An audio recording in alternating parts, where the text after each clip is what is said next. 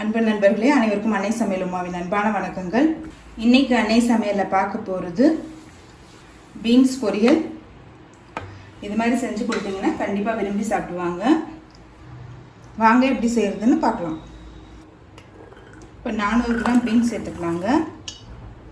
கொஞ்சம் உப்பு, கொஞ்சம் மஞ்சத்தூள், 1/4 கப் தண்ணி.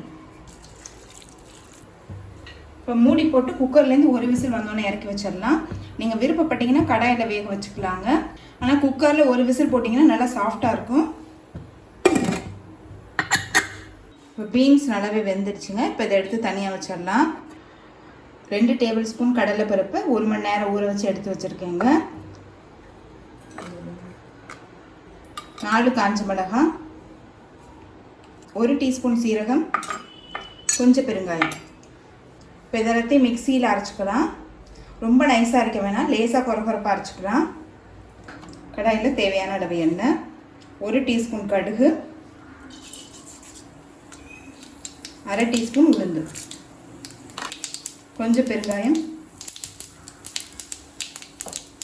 1 காஞ்ச மிளகாய், கொஞ்சம் கருவேப்பிலை. அடுத்தது ஒரு வெங்காயத்தை சேர்த்துக்கலாம்.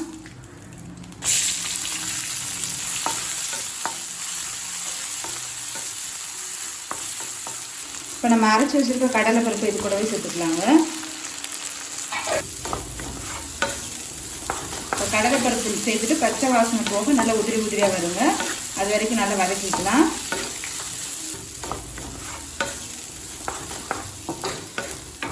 நீங்கள் விருப்பப்பட்டீங்கன்னா கடலை பருப்பு வேக வச்சு கூட சேர்க்கலாம்.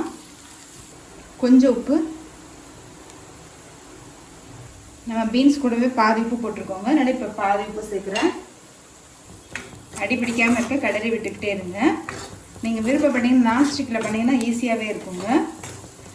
கடலை பருப்பு நல்லா வெந்துட்டு உதிரியாக வரும். அது வரைக்கும் வெயிட் பண்ணலாம். உங்களுக்கு பார்க்கும்போதே தெரியும் கடலை பருப்பு நல்லாவே வெந்துடுச்சு. கலர் நல்லாவே மாறி இருக்கு. இது கூடவே வேக வச்ச பீன்ஸு சேர்த்துக்கலாங்க.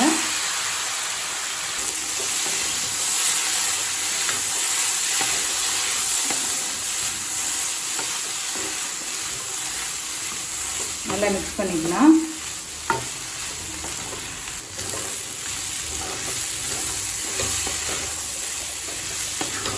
இப்போ பீன்ஸ் சேர்த்துட்டு ஒரு 2 நிமிஷம் ஸ்லோலே வச்சிடலாம். இப்போ பீன்ஸ் சேர்த்துட்டு பாருங்கள், நல்லா உதிரி ஆயிடுச்சு. 2 டேபிள் ஸ்பூன் தேங்காய் துருவல் சேர்த்துக்கலாம். கொஞ்சம் கொத்தமல்லி, நல்லா மிக்ஸ் பண்ணிக்கோங்க.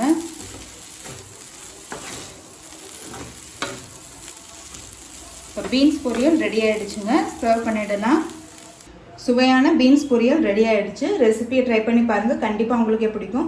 ரெசிபி பிடிச்சிருந்ததுன்னா வீடியோவை லைக் பண்ணுங்கள், கமெண்ட் பண்ணுங்கள், ஷேர் பண்ணுங்கள். இது வரைக்கும் அன்னை சமையல் சேனலை சப்ஸ்கிரைப் பண்ணாதவங்க மறக்காமல் சப்ஸ்கிரைப் பண்ணுங்கள். தேங்க்யூ.